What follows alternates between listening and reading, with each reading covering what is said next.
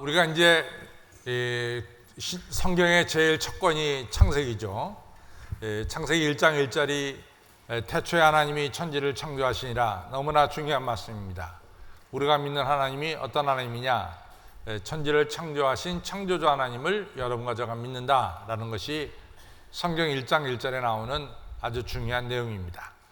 또 역시 중요한 게 뭐냐면은 우리 창세기 12장 1절에 나오는 말씀이 여러분들이 쉽게 넘어갈 수도 있지만은 상당히 어려운 말씀이 창세기 12장 1절 말씀입니다. 그것은 뭐냐면은 하나님께서 아브라함에게 너는 본토 친척 아비 집을 떠나 내가 네게 지시할 땅으로 가라. 그래야만 내가 너로 큰 민족 이루고 네 이름 창대케 하고 너를 복의 이 근원으로 삼겠다. 이 말씀이 쉬운 말씀이 아닙니다. 굉장히 어려운 말씀입니다. 왜냐하면 이 첫째 본토라고 하는 것은 자기가 태어난 고향을 가리킵니다. 자기가 살고 있는 지금 이 고향 사람들 이같이 지연을 가리킵니다. 또 친척이라고 하는 것은 뭘 가리키느냐? 혈육을 가리켜요. 그래서 본토와 친척을 떠나라, 지연과 혈연을 떠나라. 이게 상당히 어려운 얘기예요.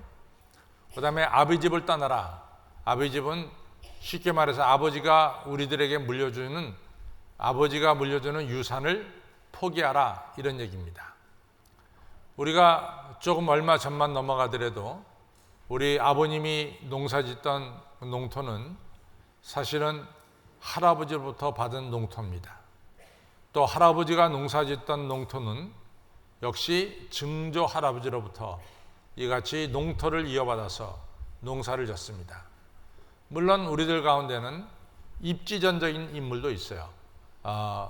우리가 개천에서 용난다 하듯이 아무것도 없는 가운데서 일궈낸 분들도 있지만은 많은 분들은 대개 조상적부터 내려오는 고향 땅에서 태어나고 장성했고 또 고향 사람들과 함께 어울려서 지냈고 또 아버지가 물려주신 이러한 농토를 가지고 전답을 가지고 인생을 살아온 분들이 우리 주변에는 상당히 많이 있습니다.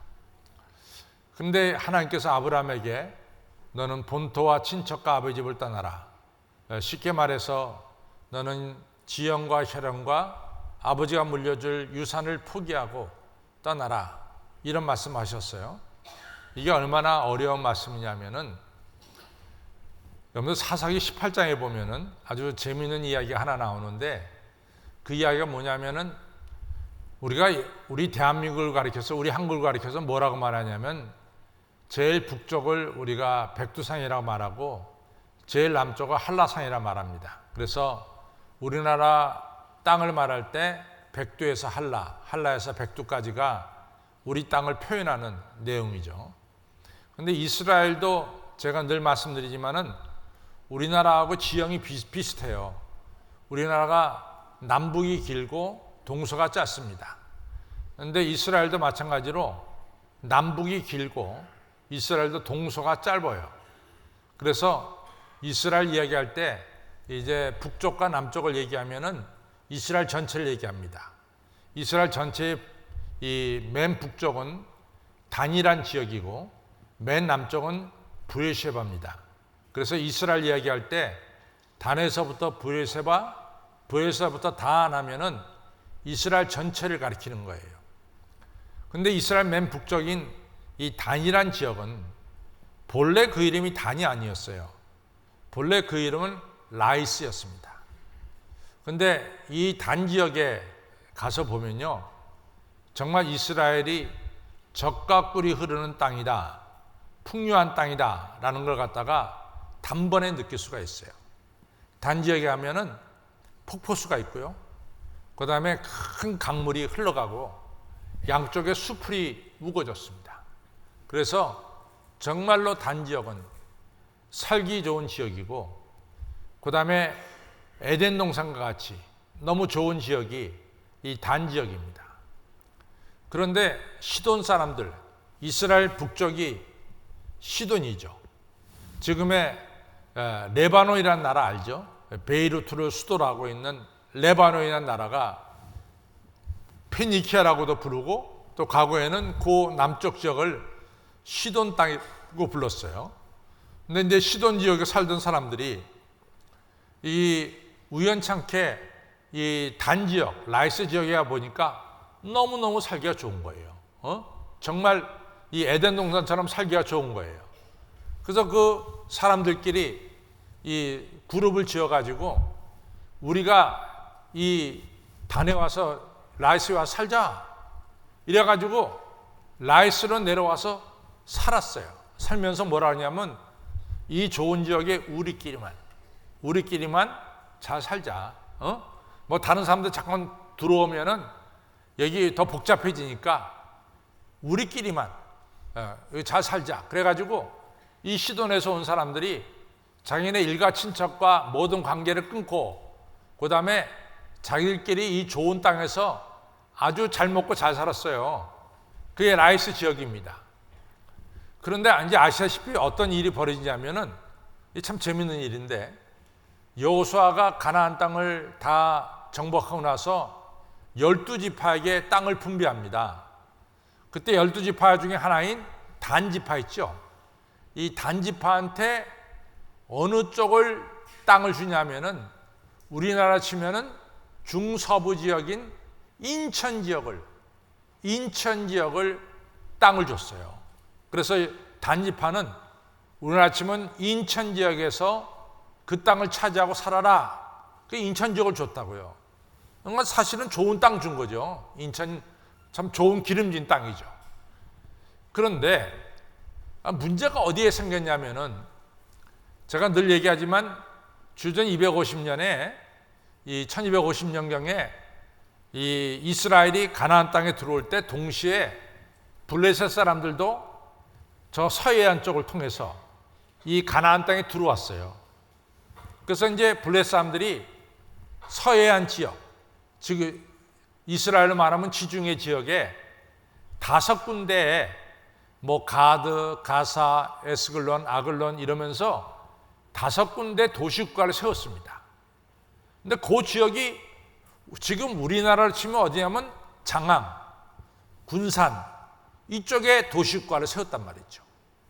그러니까 장항 위에 당진 위에가 바로 인천인데 이 블레셋 국가가 굉장해서 팽창하는 거예요. 점점 팽창하는 거죠. 블레셋이 원체 강하니까. 그러니까 장항에서 당진까지 또 당진에서 북쪽으로 올라가니까 인천까지 올라가게 되는 거죠. 그래서 인천 지역에서 지금 살고 있었던 이 단지파가 블레셋이 자꾸만 치고 올라오니까 이거 살 수가 없어요. 블레셋이 너무 강하니까. 그러니까 단지파가 여호수아가 이같이 지정해 준 땅인 그 인천 지역을 거기를 포기합니다. 포기하고 우리가 새로운 지역으로 찾아 나서야 되겠다 하고 새로운 지역으로 찾아 나서서 북쪽으로 올라가기 시작했어요. 그 올라가다 보니까 단에 와 보니까요. 단이 너무 살기 좋은 거야. 제가 얘기했지만 강이 흐르고 폭포수가 흐르고 사방에 수풀이 우거졌고 이게 너무 좋은 지역이야. 그 보니까 거기서 사람들이 살고 있는데 이 사람들이 자기들끼리만 똘똘 뭉쳐서 외부와는 연락이 끊긴 채로 자기들끼리만 살고 있단 말이죠. 그러니까 단지파 사람들이 이 땅을 우리가 차지해야 되겠다. 그래갖고 단지파 사람들이 600명이 이 라이스 지역을 공격을 했어요. 그래갖고 라이스에 살고 있던 사람들이 모조리 다 죽었습니다. 그리고 단지파가 그 땅을 차지했어요. 그래서 그 땅 이름이 라이스에서 뭐로 바뀌냐면 그래서 단으로 바뀌는 거예요. 본래는 라이스였는데. 근데 여기서 우리가 눈여겨봐야 될 게 뭐냐면은 라이스에 살던 사람들이야. 이 사람들은 시돈 땅이 본토거든요. 시돈 땅에 친척이 있거든요. 본토와 친척과 아비집을 떠나서 자기들끼리만 좋은 땅에 잘 살겠다고 자기들끼리만 살았단 말이지. 근데 문제는 단지파 600명이 공격할 때 누구도 도와주는 사람이 없었어요. 그래서 망해버리고 말았습니다.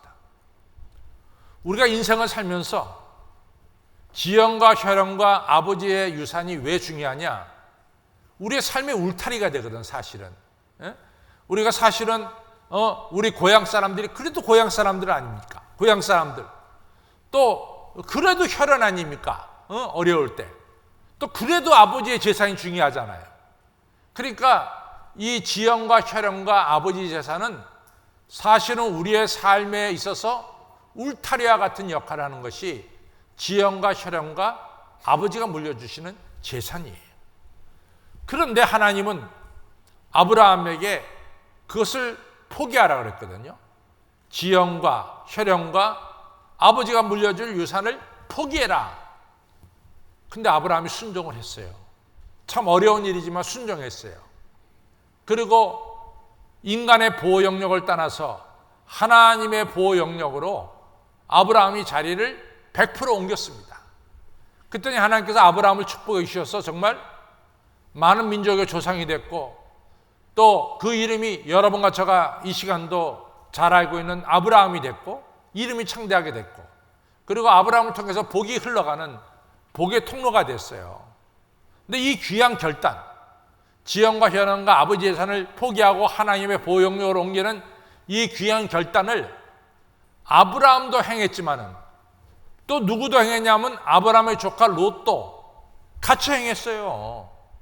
그렇다면은 아브라함이 축복을 받은 것처럼 아브라함의 조카 롯도 당연히 축복을 받아야 됩니다. 그렇죠?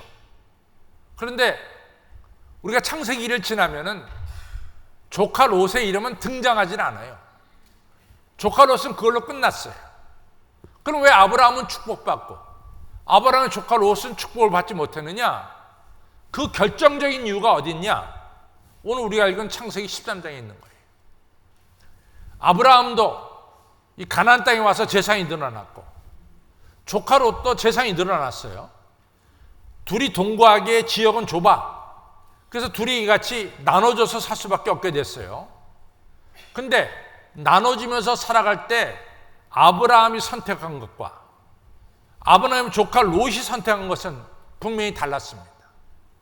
아브라함의 선택은 어딜 가나 하나님을 경외하는 것이 우선이었어요.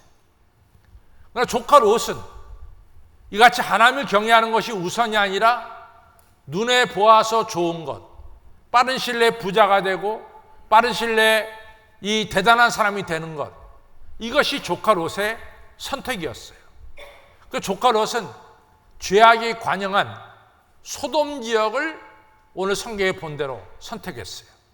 눈에 보기에 기름이 기름진 땅이고 거기 안에 죄악이 많고 하나님을 배척하고 이런 건 다 두 번째 문제야.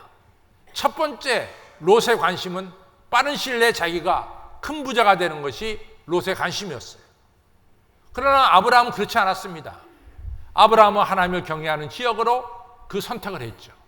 그래서 박토지만은 저 남쪽 유대 강야 쪽으로 아브라함은 내려갔고 이 롯은 소돔과 고모라 쪽으로 갔어요. 분명히 자리가 달랐죠. 여러분, 소돔과 고모라가 불과 유황으로 심판받을 때 조카 롯과 두 딸은 겨우 살아나서 그걸로 끝난 거예요. 그 모압과 암몬 족속가 만들어져 가지고 그것을 성경에서 끝난 겁니다. 그러나 아브라함은 그가 가야 될 자리, 하나님을 경외해야 될 자리에 그가 가서 계속해서 그가 이같이 복의 통로로 그리고 믿음의 조상으로 하나님께 영광 돌린 것을 알 수 있습니다. 여기서 성도들이 어느 자리에 가느냐, 그것이 중요해요. 저는 성경을 보면서 늘 베드로에 대해서 아쉬운 마음이 있어요. 베드로가 우리가 크게 잘못했다라고 말하면 베드로는 예수님을 3번 부인한 게 그게 잘못한 거예요. 근데 예수님을 3번 부인한 그 요인들을 보면은 아주 명백합니다. 첫째는 베드로가 예수님께서 이런 말씀을 했잖아요. 오늘 목자, 나를 로마 정부가 칠 거다. 그러면 나를 따르는 양들은 자연스럽게 흩어질 거다. 이 얘기를 하셨거든요. 그때 베드로가 나서서 막습니다. 예수님, 저는 어떤 경우에도 예수님 떠나는 법 없어요. 그랬단 말이죠. 사실은 예수님이 정말 특별한 뜻을 가지고 하신 말씀인데 베드로가 정면으로 예수님 말씀을 거부했어요. 그러니까 예수님이 아니다. 너 오늘 닭 울기 전에 나를 3번 부인할 거야. 그랬더니 내가 죽을지언정 예수님을 버리고 떠나는 일은 없습니다. 그렇게 장담을 했습니다. 너무 자만했죠. 자기 자신이 믿었죠. 이 자만심이 베드로가 예수님을 3번 부인하는데 하나의 요인입니다. 두 번째 베드로의 이 실패하는 데 요인은 예수님 베드로, 요한, 야고보를 데리고 겟세마네 동산에 기도하러 갔어요. 그래서 예수님 분명히 그랬거든요. 베드로한테, 베드로야, 너 시험에 들지 않게 깨어서 기도해라. 이런 말씀을 했단 말이죠. 그런데 베드로가 졸고 말았어요. 기도 시간에 기도하지 않았습니다. 세 번째로는 예수님께서 붙잡혀서 가야바의 법정으로 이제 가셨죠. 근데 예수님은 가야바의 법정 안뜰에서 재판을 받고 바깥뜰에서는 예수님을 잡아온 무리들이 추우니까 불을 폈어요. 추우니까 밤중에. 그래갖고 추운 몸을 녹이고 있었다고. 근데 그 주변에 있던 사람들이 다 누구냐? 다 대제사장 가야바의 말대로 예수님을 죽어야 된다고 생각하는 사람들이 거기 둘러쌌다고. 그리고 예수님을 잡아온 사람들이 거기 불을 쬐고 있었어요. 바로 그 자리에 베드로가 있었다고. 거기 있는 사람들은 다 예수님을 대적하는 사람들이요.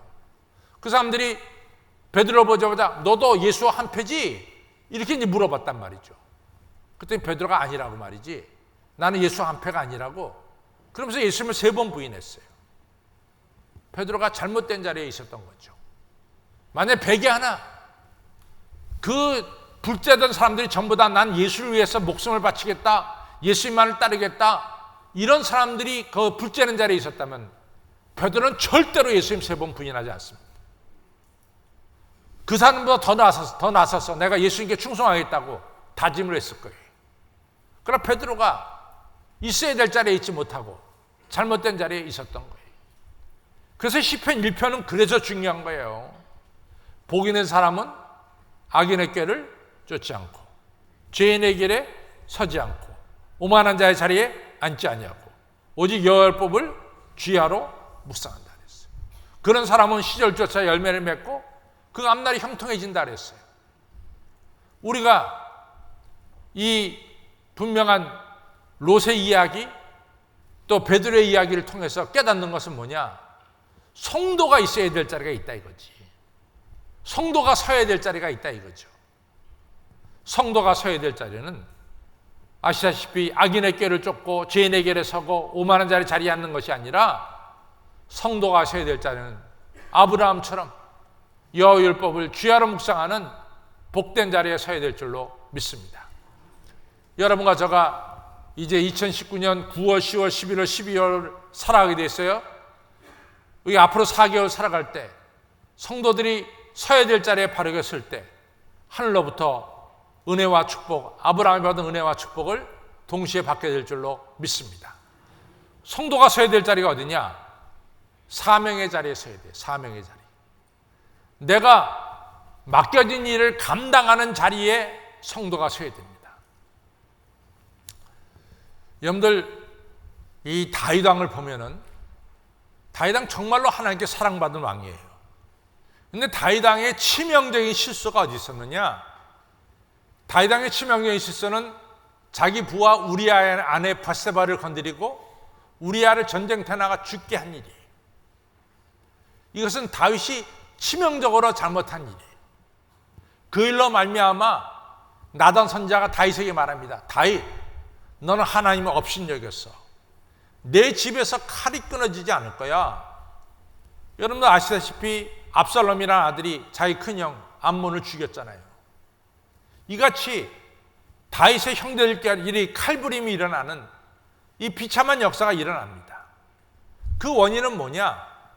다윗이 우리아 아내 밧세바를 건드리고 우리아를 전쟁터에 나가 죽인 일이에요. 그런데 다윗이 왜 그런 잘못을 하게 됐느냐? 잘 보세요. 사무엘하 11장에 시작되면서 뭐가 나오냐면 이스라엘과 암몬과의 전쟁이 일어난 것을 성경은 시작하고 있습니다. 근데 여러분 우리나라 왕은 아니지만은 영국의 왕이라든가 프랑스의 왕이라든가 뭐 네덜란드의 왕이라든가 스페인의 왕이라든가 모나코의 왕이라든가 이런 왕들이 공식적인 자리에서, 중요한 공식적인 자리에서 이 왕들이 입는 옷이 여러분과 제가 입고 있는 양복을 입습니까? 아니면 군복을 입습니까?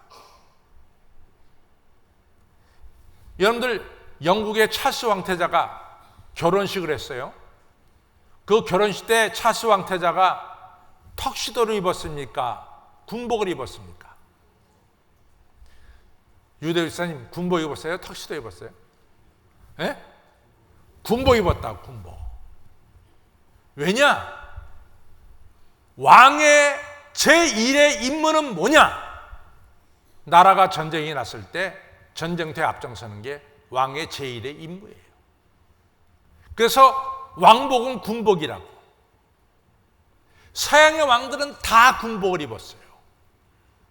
결혼식에도 턱시도를 입는 것이 아니라 군복을 입는 거예요.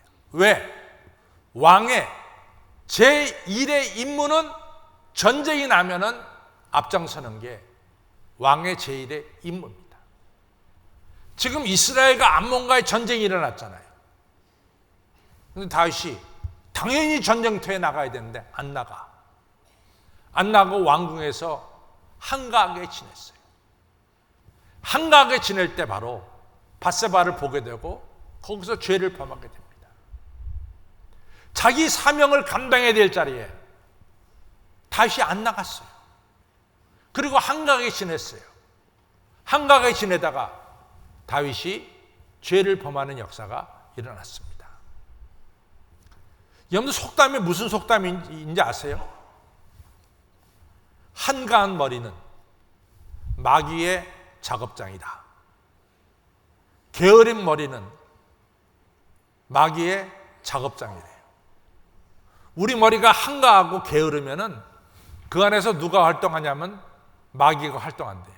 저 따라서 한가한 머리는 마귀의 작업장이다. 게으른 머리, 마귀의 작업장이다. 한가하니까 이 다윗의 머리에 마귀가 이게 작업을 핀 거죠. 다윗이 말이죠, 굉장히 힘들 때도 있었어요. 실제는 막 정말로 사방으로 오겨쌈을 당하고 답답한 일을 만나고, 그리고 이같이 핍박을 받고 거꾸로 때림을 당하는 이런 어려운 때도 있었어요. 근데 그때 다윗이 얼마나 담대했는지 몰라. 사방으로 대적이 온다 할지라도 내가 능히 싸워 이기리라.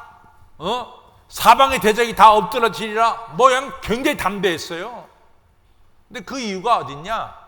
시편 27장 4절에 보면 다윗이 늘 성전에서 하나님께 예배하고 성전에서 하나님을 바라보고 있을 때 다윗은 담대했습니다. 다윗이 있어야 될 자리, 하나님을 경외해야 될 자리에 있을 때 다윗은 담대했어요. 그러나 다윗이 한가한 자리, 게으른 자리에 빠졌을 때, 사명의 자리에 없을 때 다윗은 시험에 들었습니다. 여러분들, 교회 잘 안 나오시면은 우리 목사님들이 여러분들에게 전화합니다. 전화 걸어가지고, 아유, 아무개 집사님 지난주에는 못 뵀어요. 그랬더니 그 집사님 하실 말씀이, 목사님 지난주에 30도가 넘었어요. 30도가 너무 더워서 못 나왔어요. 또 어떤 성도님한테 전화 걸었더니 지난주에 어떻게 못 뵀습니다. 그랬더니 목사님 지난주에 비가 억수로 오지 않았습니까? 억수로. 그래서 제가 못 갔죠. 또 어느 성도님한테 전화했더니, 지난주에 왜 못 오셨어요? 했더니, 내가 교회 딱 나가려고 그랬더니 우리 남편의 얼굴이 심상치가 않아서 내가 못 갔다고. 또 우리 아내의 얼굴이 심상치가 않아서 내가 못 갔다고. 그래요. 근데 여러분들, 이런 이유를 화요일날, 월요일날 직장을 빠지고 화요일날 갔을 때, 여러분들이 과장, 부장, 상무이사, 전무이사라고 한다면은, 여러분들 월요일날 직장을 비가 억수로 와서 못 가고, 너무 더워서 못 가고, 남편의 얼굴이 심상해서 못 가고, 그래갖고 그 화요일날 갔을 때 상사가, 아니, 당신 어떻게 어제 직장에 못 나왔어? 날씨가 너무 더워서 못 나. 말이 돼요, 그게? 그 말이 됩니까, 여러분들? 되는가 보지, 여러분들은? 회사 가서 어제 너무 날씨가 더워서 안 나왔다고 그래도 되는가 보지? 제가 오늘 일부 예배, 저 큰 기업에 내가 전무로 있는 분에게 얘기했더니 그분이 얘기해. 절대로 안 된대, 절대로. 근데 여러분들 왜 주일은 그게 돼? 주일은 여러분들 왜 그게 통하냐고. 주일은 여러분과 저가 여러분들 회사 사장보다 이 우주 만물을 다스리시는 하나님께 예배드리는 건데 왜 주일은 그게 통합니까? 그게 아니죠. 여러분과 저는 이같이 서야 될 자리, 사명의 자리에 서야 될 줄로 믿습니다. 할렐루야는 사명의 자리가 어디야? 이 자리야, 이 자리. 이 자리에 더워서 빠져? 추워서 빠져? 그러면 안 되는 거죠. 우리 요즘에 한신필이 그런 대로 숫자가 채워져. 여러분들 안 보는 것 같지만 다 봐. 오늘은 몇 명이 왔나? 누가 빠졌나? 제가 불꽃 같은 눈으로 봅니다. 그래도 오늘은 좀 많이 나온 것 같아. 여러분들 이 귀한 자리는 섰다 안 섰다 하는 자리가 아니에요. 이 사명의 자리는 잘 감당해야 될 줄로 믿습니다. 성도가 서야 될 자리는 어디냐? 사명을 감당한 자리에 서야 될 줄로 믿습니다. 그 재밌는 얘기인데 어제 어느 집사님이 저한테 그래요. 목사님은 가까이서 이렇게 앉아서 보면 목사님 나이를 알 수 있을 것 같대요. 그래서 내 나이 뭐 가까이 앉아서 보면 보지. 근데 목사님이 강단에 서면은 목사님은 40대 50대로 보인대. 내가 얼마나 기쁜지 말이지. 그러니까 내가 사명을 감당하는 자리에 있을 때는 젊어지지만은 앉아서 얘기하는 자리는 그 양반이 내 나이를 알아보더란 말이지. 여러분들 내가 이 자리에 서야지 어딜 가 서겠어요. 안 그래요? 사랑하는 성도 여러분들도 예배드리는 자리에 서야 될 줄로 믿습니다. 10년은 젊어져. 10년은 젊어져. 저 따라서 예배드리는 자리에 서게 되면은 10년은 젊어진다. 믿으시면 아멘. 우리가 성도의 사명의 자리에 서야 될 줄로 믿습니다. 두 번째는 제가 이제 세례 요한을 보면은요. 세례 요한이 사실은 세례 요한의 아버지가 사가랴고 어머니가 엘리자벳이거든요. 근데 사가랴 엘리자벳이 아기를 못 가졌어요. 그러다가 아기 낳을 그 시기를 지나버렸습니다. 그런데 느닷없이 덜커덕 가진 아기가 바로 세례 요한이에요. 세례 요한은 이제는 엘리자벳도 시기가 끝나고 그랬을 때 엘리자벳이 아기를 가진 거예요. 그것은 하나님의 은혜입니다. 세례 요한이 이 땅에 태어난 목적은 분명했어요. 그것은 이 땅에 오시는 예수 그리스도의 길을 예비하려고 하나님께서 먼저 보내신 분이 세례 요한이에요. 그 세례 요한이 예수님의 길을 마련할 때 선풍적인 인기를 얻었어요. 선풍적인 인기. 단에서부터 브에사바이리까지 많은 사람들이 세례 요한이 세례 베푸는 곳에 모여들었습니다. 그래가지고 세례 요한으로부터 회개하고 세례 받았어요. 세례 요한은 너무나 강직한 분이야.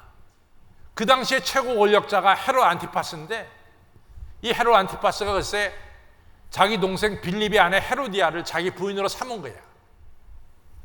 그러니까 세례 요한이 이건 있을 수가 없는 일이지. 어떻게 한 나라의 왕이 자기 동생의 아내를 뺏어서 자기 아내로 삼느냐 말이야. 이건 잘못된 거다. 이래가지고 세례 요한이 아주 앞에다 대놓고 얘기를 했어요. 당신은 잘못 행했다.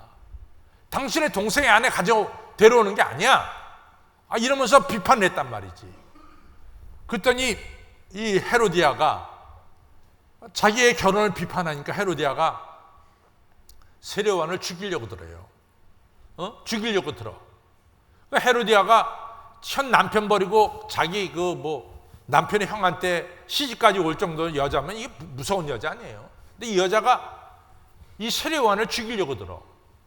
근데 헤롯은 그 마음속 깊은 곳에서 세례 요한을 존경하는 마음이 있었습니다. 그래서 세례 요한같이 의로운 사람이 죽으면 안 된다 생각을 했어요. 그래가지고 헤롯이 나름대로 세례요한을 보호한답시고 세례요한을 자기 왕궁 밑에 마케로스라고 하는 왕궁 밑에 감옥이 있는데 거기 감옥에 갇히게 했어요. 그러면서 헤롯이 시시때때로 감옥에 내려가서 세례요한으로부터 말씀을 들었습니다. 이런 상태가 됐단 말이죠. 근데 문제는 세례요한이 감옥에 갇혀 지내면서 의심이 생기기 시작했어요. 의심이. 이게 문제라. 그래가지고 자기 제자 둘을 보내서 예수님에게 질문하게 했어요. 정말 예수님이 오실 그리스도입니까? 아니면 다시 오시는 분을 우리가 기다려야 됩니까? 다른 분을 우리가 기다려야 됩니까? 이걸 질문하게 했다고요. 근데 예수님 말씀하죠. 너희들 봐라. 지금 죽은 자 살아나지, 병든 자 고침받지, 문든 병자 깨끗해지지, 이런 기적의 역사 이런 걸 보고 너희 선생님인 세례요한한테 가서 얘기해라. 그리고 나를 인해서 넘어지지 않는 자가 복이 있다. 나를 의심하지 말아라. 이런 얘기 아니겠어요? 세례요한이 어떤 사람이에요? 세례요한이 예수님한테 하나님의 어린 양이다 이렇게 소개한 분이에요. 그는 흥해야 되고 나는 쇠야 된다 그렇게 말한 분이에요. 나는 그의 신들매도 풀 자격이 없다 이렇게 말한 분이에요. 세례요한의 많은 제자가 예수님의 제자가 됐어요. 근데 세례요한이 감옥에 있다 보니까 예수님에 대한 신뢰가 떨어지고 의심이라고 하는 것에 갇히게 됐어요. 여러분, 의심은 불신으로 나갑니다. 우리의 마음에 의심이 생기기 시작하면은 우리가 가지고 있던 믿음까지도 허물어져. 그러나 아브라함처럼 굳건하게 하나님을 신뢰하면은 하나님의 축복으로 이어집니다. 그래서 예수님이 제자들에게 야단친 게 있어요. 마태복음 8장에 풍랑일 때 제자들이 막 두려워하니까 야, 이 믿음이 적은 자들아 왜 이렇게 두려워하느냐. 마태복음 11장에서 이 간질병 걸린 아이를 못 고칠 때 예수님 말씀했어요. 너희들이 왜 이 병을 못 고치지 않냐? 믿음이 적어서 그래. 요한복음 20장에서 도마가 의심하니까 도마에게 말합니다. 너 의심하는 자가 되지 말고 믿는 자가 되란 말이에요. 예수님이 강조한 것은 여러분과 제가 확실한 믿음을 갖고 살기를 원합니다. 성도가 서야 될 자리가 어디냐? 믿음의 자리예요. 성도가 의심하면은 불신의 나락으로 떨어지고 성도가 믿으면은 축복의 길로 나간다는 것을 믿으시길 바랍니다. 저 따라하세요. 성도가 믿으면 아브라함처럼 축복의 길로 나아가고 성도가 의심하면은 가지고 있던 믿음마저도 잃어버린다. 성도가 서야 될 자는 의심의 자리가 아니야. 성도가 서야 될 자는 믿음의 자리입니다. 엘리야도 마찬가지잖아요. 엘리야 열왕기상 18장에서 이 바알 선지 450인 다 이겨놓고 나서 이세벨이라는 여자가 24시간 내에 엘리야 죽이겠다니까 엘리야가 이지에서 저 브에셀까지 내려가서 르담나무 밑에서 나 죽기를 원합니다. 살 만큼 살았습니다. 이거 잘못된 얘기했잖아요. 그러니까 예수님이 엘리야에게 야단쳤잖아. 야, 너만 있는 줄 아냐? 신앙을 지킨 7,000명을 내가 남겨뒀단 말이지. 의심하지 말아라 말이야. 믿음의 자리에 서라 말씀하고 있습니다. 성도 여러분, 성도가 서야 될 자리는 사명의 자리고 두 번째는 믿음의 자리입니다. 세 번째로는 저는 민수기 25장을 보면서 정말 안타까워요. 거의 다 왔어. 거의 다. 이스라엘 백성들이 출애굽해가지고 40년 광야 생활을 끝내고 거의 다 왔다고. 지금 요단강만 건너면은 가나안 땅에 들어가는 거야. 모압 지방에 왔다고. 그런데 모압 왕 발락이 꾀를 냈어. 이스라엘 백성들을 좀 망하게 해야 되는데 꾀를 냈어. 그 꾀가 뭐냐면 이스라엘의 지도자들을 갖다가 불렀어요. 불러가지고 뭐 기름진 고기 먹이고 술 먹이고 잔치를 벌였어. 이스라엘 지도자가 모압 왕 발락이 초대한 자리에 가서 기름진 음식 먹고 술 먹고 그리고 거기 안에 이 바알 신전에 창기들을 들여보내니까 창기들과 같이 지내고 이래 버렸단 말이지. 하나님께서 진노하셨어요. 24,000명을 죽였어요. 24,000명 하나님이 심판하셔서 마지막 순간에 말이에요. 넘어져가지고. 성도들이 있어야 될 자리는 세속의 자리가 아닙니다. 여러분과 저가 서야 될 자리는 거룩한 자리에 서야 돼요. 세속의 자리에서만.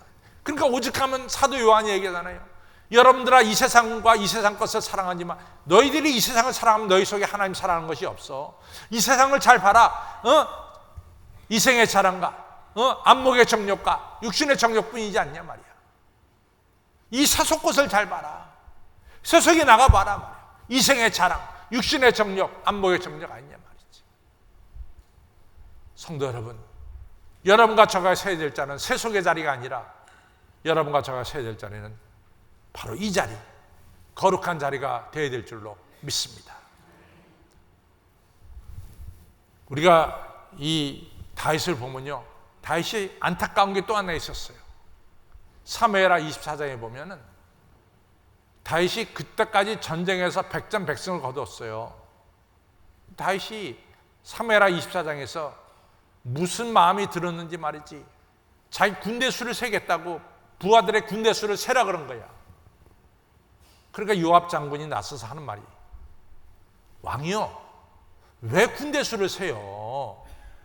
우리가 백전백승을 거둔 것은 하나님 은혜로 거뒀지, 우리가 언제 우리 군대 가지고 적군들을 이겼습니까?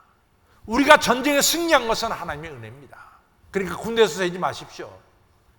그랬더니 다윗이, 야, 왕인 내가 세라면 세야지 부하인 네가 뭐 이래야 세라 그러냐, 빨리 세! 이래 버렸다고. 다윗이 백전백승을 거두고 나서 교만해졌어. 하나님 은혜로 자기가 이 자리에 선 것을 모르고 자기의 능력과 힘으로 된 것처럼 착각을 했어요. 교만한 마음에 빠졌습니다. 하나님이 이런 다윗을 심판했잖아요. 3일 동안 온역 걸리겠다. 그 온역이 돌게 했잖아요. 연병이. 하루에 7만 명이 죽었어요. 다윗이 그때 무릎 꿇고 아라우나 타작마당에서 하나님 잘못했습니다. 내가 교만했습니다. 나를 용서해 주. 철저히 회개했잖아요. 그래서 연병이 지나간 거 아니에요. 성도가 서야 되는 자리는 교만한 자리가 아니라 믿음의 자리에 서야 될 줄로 믿습니다. 정리하겠어요? 성도가 서야 될 자리는 사명을 감당하는 자리입니다.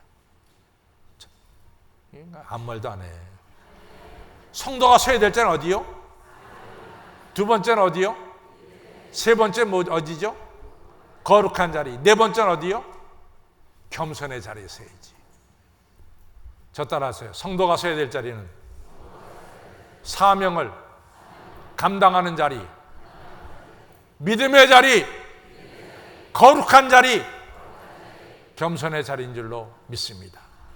그 자리에 서야 돼. 그곳에 여러분과 저가 서야 될 줄로 믿습니다.